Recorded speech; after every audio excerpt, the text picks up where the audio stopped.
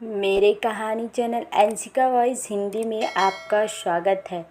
बहू, ये तुम्हारा मायका नहीं ससुराल है। तुम्हें यहाँ के तौर तरीके सीखने होंगे। समय से उठना, खाने में जो जिसको पसंद है वैसे ही पूछकर बनाना। प्रिया की सास माधुरी जी ने कहा। प्रिया की शादी को 9-10 साल हो गए, लेकिन उसकी सास ने उसे कभी भी अच्छे से बात नहीं की। वो चाहे जितना भी काम कर लेती, अपनी सास को रिझाने की कोशिश करती, लेकिन प्रिया में उसे कभी खूबियाँ नज़र आई ही नहीं। प्रिया अपनी सास को रिझाने के लिए तरह तरह के नाश्ते बनाया करती थी, लेकिन सासू माँ उनमें कमियां निकाला करती थी। कहीं कहती सब्जी में नमक कम है तो कहीं मिर्ची ज़्यादा है। वैसे प्रिया के खाने की तारीफ पूरे मोहल्ले के लोग करते थे।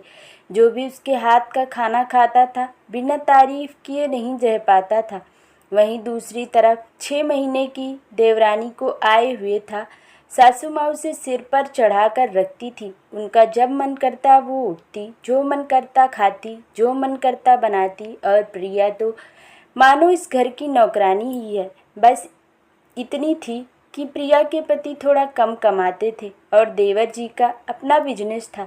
उनकी महीने में लाखों की कमाई होती थी।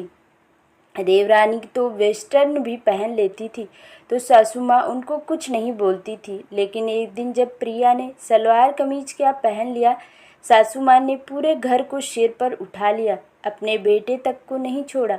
प्रिया के पति जैसे ही घर पर आए, उन्होंने उनको भी बुरा बुरा भला कहना शुरू किया कि तू जोरू का गुलाम हो गया है, तुझे दिखाई नहीं देता कि तेरी पत्नी क्या पहनने लगी है। उस दिन तो हद ही हो गई। जब प्रिया पेट से थी, उसे एक दिन चटनी खाने का मन किया और उसने अपने लिए टमाटर की चटनी बनाई। घर में लगभग सब लोग खा चुके थे। प्रिया ने जैसे ही अपना खाना निकाला कि सासू माँ आधम की। प्रिया की थाली में चटनी देख आग बबूला हो गई और बोली, सबके खाने के बाद महारानी रोज अपने लिए चटनी बनाकर खाती हैं। टमाटर इतने महंगे हैं, अपने औकात के हिसाब से खाया कर। ये बात कमरे से आ रहे प्रिया के पति ने सुन ली। आकर अपनी माँ से बोले, माँ, क्या अब इस घर में सब लोग अपनी औकात के हिसाब से ही खाएंगे? मैं देखता हूँ कि तुम प्रिया के साथ इतना बुरा व्यवहार करती हो। वो बेचारी तो पूरा दिन तुम्हारी ही जी हजूरी में लगी रहती है, यहाँ तक कि मेरे लिए भी समय नहीं निकालती कि कहीं आपको न बुरा लग जाए। माँ, आप मुझे ये बताइए कि मेरी कमाई कम है तो क्या मैं आपका बेटा नहीं रहा?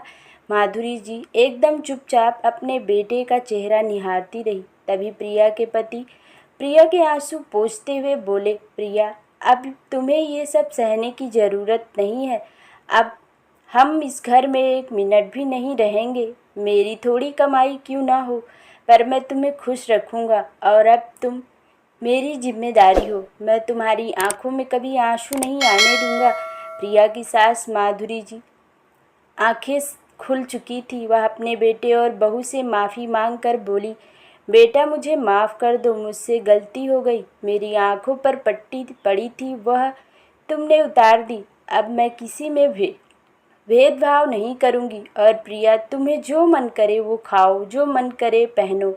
ये सुन प्रिया की खुशी का ठिकाना न रहा। आशा है आज की कहानी आप लोगों को अच्छी लगी होगी। कहानी अच्छी लगे तो लाइक करें और चैनल को सब्सक्राइब करें। अपने दोस्तों के साथ शेयर ज़रूर करें। धन्यवाद।